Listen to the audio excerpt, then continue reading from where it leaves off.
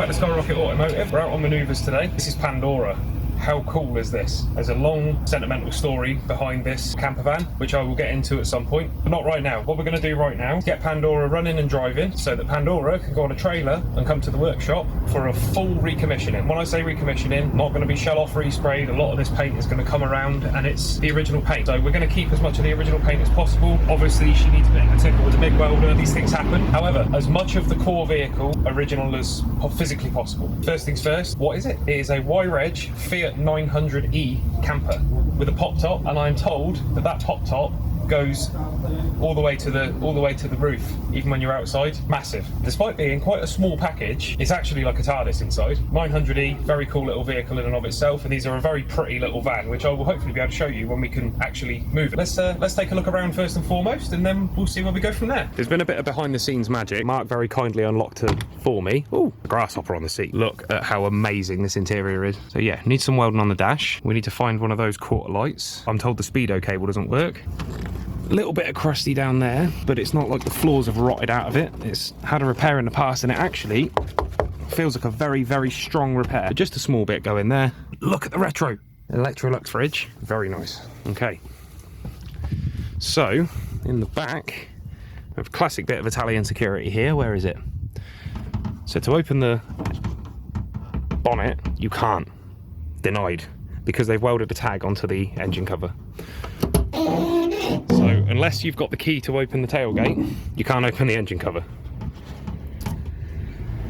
Alright, grant me access, thank you. Basically new fuel pump. I believe she's had a history of throwing alternator pulleys, looking at that. That'll be a mobile repair, nothing at all wrong with that. Clearly got her home because she's home. Fuel filter that doesn't look like it's ever been used. No exhaust, I believe that's inside. Battery is connected, therefore probably dead. That's fine. Pull it. Ha! Spid raise. Totally empty. Not necessarily a bad thing, may have been drained. Better than filling up with rust. So we need the airbox on, we need the exhaust on, we need some water, fuel, juice, electrical juice. Right, we can do that. Let's go looking for the parts we need. Unlike a lot of campers with a sliding door, this one has a conventionally opening door. Look at the carpet, it's so cool. We've got a lot of parts in here already, that's what I like to see. Everything we need, even the exhaust flange. Nice one, Mark, for keeping that safe, because that's the sort of thing that'd be a real pain to get hold of. You can tell how high the pop top goes. Look, I'm very excited about this project. Can't wait. Right, let's get to work. I suppose the first thing we should really do is check that the engine turns over before we try and force anything. That's going to be easier said than done. We may have to go off of the alternator. I hope there's enough. Oh yeah, engine turns easily. Yeah. Okay, well, we're turning. Always liked you, buddy. That is the complete exhaust system. Let's fit this first. We don't want to upset the neighbours, they're already having to listen to me chat. Get the impression this is quite a low compression engine. I will, Kyle, please put the compression ratio up, as well as any other important information about this engine. Definitely not going to forget to do that. Okay, what happened? How do we, what's, I'm struggling. Oh, it goes in from underneath, you imbecile. I knew that. I definitely knew that. Under. Standing up, the engine cover. Oh, yep, there's our exhaust poking its head through. Which side do the brackets go? Just going to rough this in, and by that I mean I'm just going to put the exhaust in place. Well, that doesn't line up at all. Oh, we got an oil pressure sensor unplugged. Really glad I spotted that, because otherwise it would have been panic stations when I started the engine and it told me it didn't have any oil pressure. The wiring still isn't great, so it may not indicate any oil pressure. Give it the old college try. Couldn't hurt, could it? Ow. Ow. Oh, fine. That's how that fits. No problem. Come on, come on. No, honestly, no, it's honestly fine. You can go on. It's no problem at all. That's absolutely fine with me. Doesn't line up. Will a bolt go through? Come on, come on. Go on, you can do it. You can do it. It's a bolt too big for that rubber. Nope. Nope, I'm just being stupid. You know how it goes by now. Come for the vehicles, stay to watch the fat man struggle. Come on now. Hey. Right, that's one on. There we go. If in doubt, baffle it out. It's just got one massive silencer on it, a little tailpipe and a little downpipe. What more do you need? I like this era of Italian design. They really did think about things. These are very simple. So basically, you drop the washer down there. Got a domed flange, that profile, and then the exhaust system lays on it like that. and this clamp just pulls everything really tightly together, and that's it, your exhaust sealed.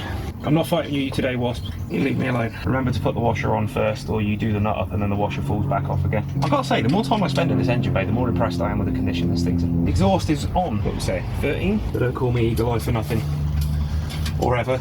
This dipstick is annoying the pants off of me. Oh, we've got oil. Got too much oil. Oh, it doesn't smell rich. It's very dark. It's still doing oil stuff. A little bit rich in the past at some point, but not recently, I don't think. Perhaps just run up on the choke a few times before being parked. That's good. That's great news. If it stinks of fuel, we know we've got trouble. I can't imagine that little toy carburetor is capable of supplying too much fuel, to be honest, but you never know. It's always the quiet ones. Not impressed with the coil. Coil, you're stupid. Going to be a big washer goes to the side of the bush. That's why it's not doing its job. Probably should have thought about actually looking at how that goes together before I got into a rage as to how it was designed, because it's not the fault of the designer if you put the thing together wrong. Yeah, but he's got a big washer there, look. That'll be why that's not doing its job. Rigid, right. See, if you actually look, tend to find that you get things done a lot quicker. Going through? Yeah. Oh my god, I didn't put the washer through. Right, try that again. Right, okay, cool. I've put it together correctly this time. My bad. Colour name is Verde. Code is 369F. For anybody interested. We need to get some power to that battery quickly, fill the cooling system, and then we can start looking at cranking the engine over. I've just disconnected the coil because my plan is to get Nelly over, put some jump leads on the battery and wind it over with the coil disconnected so that the engine can't physically start. For two reasons. I want to listen out for the compression, make sure we've got even compression across the board, and also build some oil pressure and just get oil sloshing around inside the engine where it needs to go. And thirdly, this nice new fuel filter, I want to crank the engine over. A, check the fuel pump's doing its job. B, look at the fuel filter and see what's coming out of the tank, because at this point, if it's just old fuel, we can dilute it down with the fuel we've got, burn it out, don't care what anybody says. That's a much better way to do it. You leave the fuel filter in situ and let the fuel filter do its job. If you drain the tank, you tend to find you quite often miss a bit and it's now concentrated and it's the first thing that gets sucked in. Fuel filters are much cheaper than a tank. But if it's full of varnish and ball bearings and animals, then we can disconnect it and connect it to the jerry can first. Yeah, I've got that everywhere. It's not ideally located. It'll be alright. It'll all be alright, everybody. Remember, no matter what happens, everything will pan out. I've got 20 quid on these jump leads not reaching. Right, Pandora, you're going to make me trust the Italians. Please do not prove me to be unwise. I would like to be able to trust the Italians just once. That's going to be a cut. Battery's connected. I hear no fire. I'm actually nervous, I don't know why. This is my job, but I get nervous every time I'm going to start a car.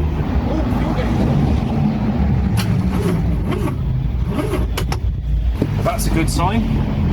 Taking in mind it's a very old battery and my car's not running. I'm going to start Nelly for a minute. Excuse the exhaust leak. Longest tap always leaks, as they say.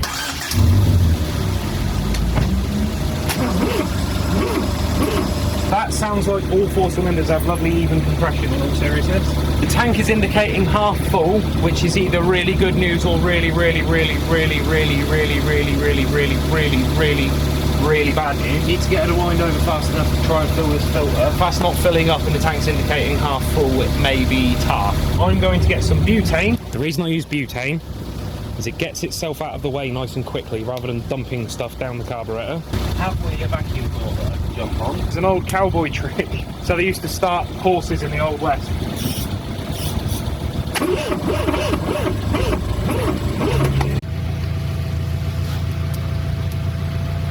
That's good.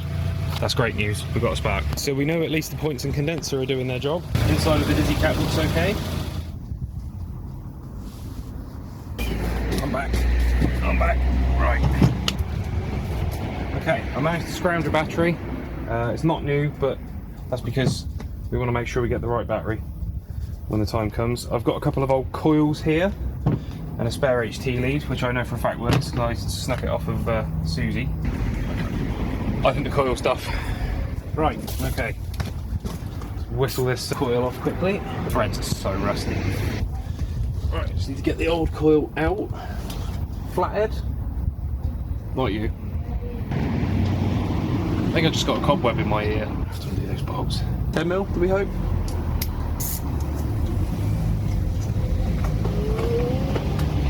Spanner, god damn it.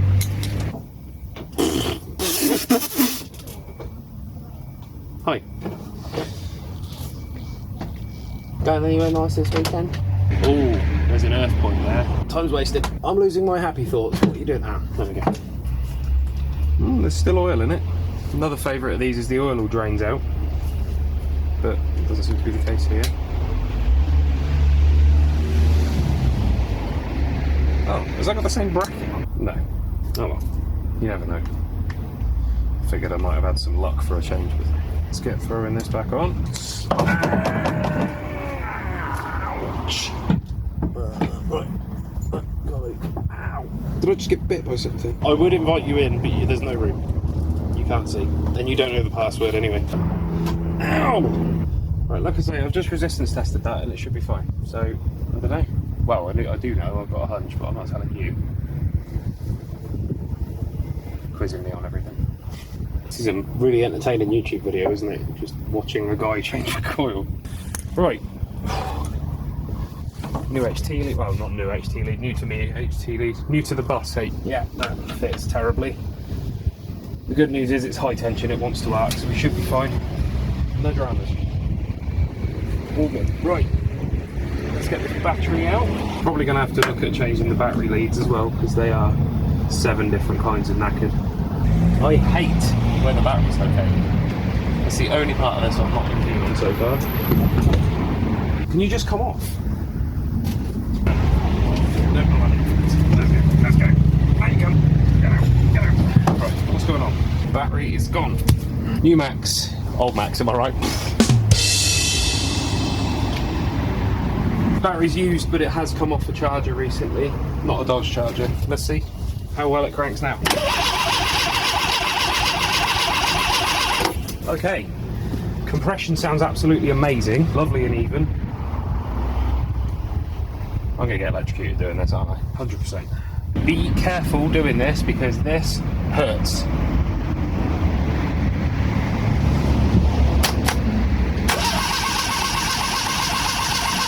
No spark, okay? But we know the points of sparking. We need to test our rotor arm. First of all, let's continuity test to see if we can get any.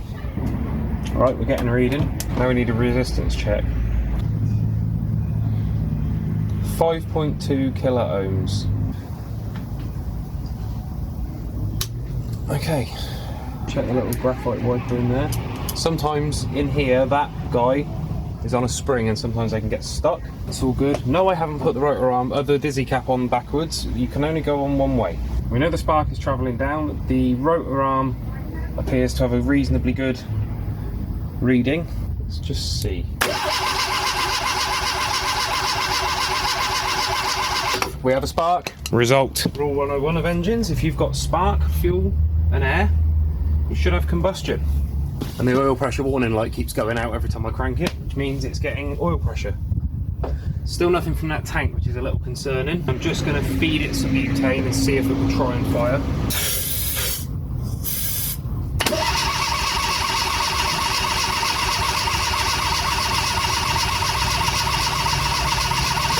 Okay, what I'm going to do is just rig up a pretend fuel can for now, because I want to see if this fuel pump is actually priming or if the tank is full of treacle. If the tank's full of treacle, we're in a spot of bother. Oh dear, that's... Oh no! Yeah, awesome. Great, lovely, brilliant. It's the trouble when these fuel lines go rigid. Obviously the vehicle will be getting completely new fuel lines. That plastic was really brittle, by the way. They should have some give to them. I wasn't wrenching on that part, it just snapped off at that point. Never mind, here's what it is. Oh, you can tell how baked on those lines have become. Look, that is just... Look at that. Alright. Is it going? Yeah, not bad. I've got a spark. Just having a nightmare trying to stop the fuel pump from leaking. To go for a Oh, God, start. you alright? Yeah, I've got petrol in my eye. It's not the first time it's happened, it won't be the last. Do you want to come and rinse it out? Oh, that's alright. That'll burn for a hot minute and then it'll go away. Oh, I'd love a coffee if that's right, please. Sorry, looking at you like Popeye. The float bowl feels like it might be full. But let's see.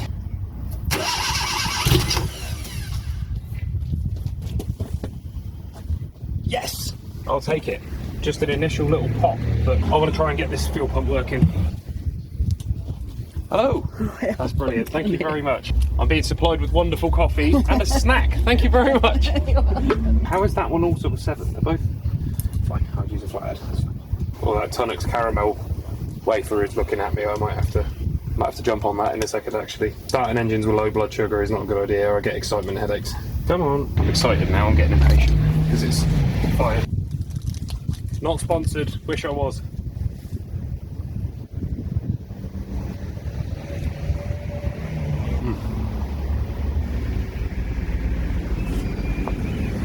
Yeah, I don't need any big multinational sponsoring me. Just a lifetime supply of ton of caramel wafers. That'll do. I think we got this hose clamped as tight as we're going to get it. Hopefully it won't leak. Safe to say the pump is working. Bit of butane.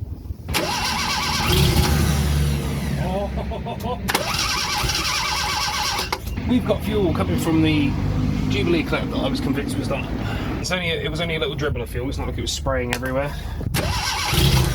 I'll tell you what I'm going to do is turn up the idle speed a little bit.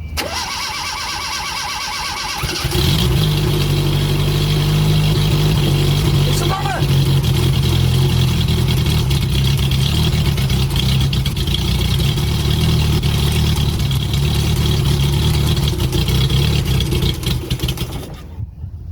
What a win!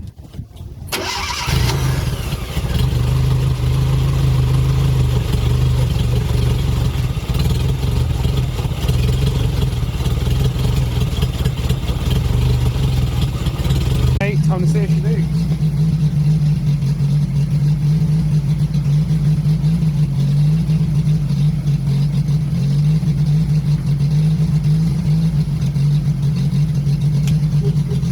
Horn works.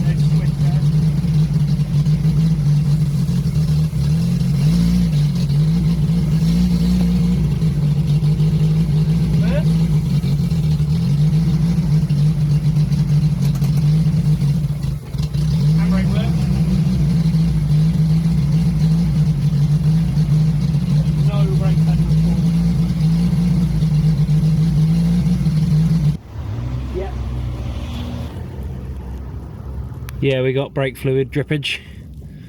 Okay, so that's a brake line burst or not fitted, but we're going through the brakes anyway because we want this to be nice and safe for the new owner.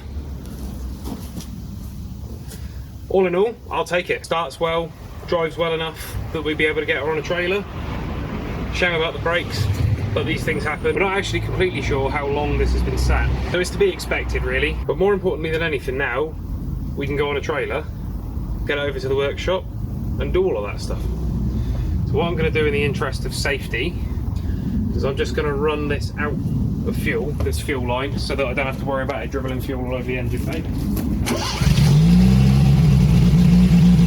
Shouldn't take long.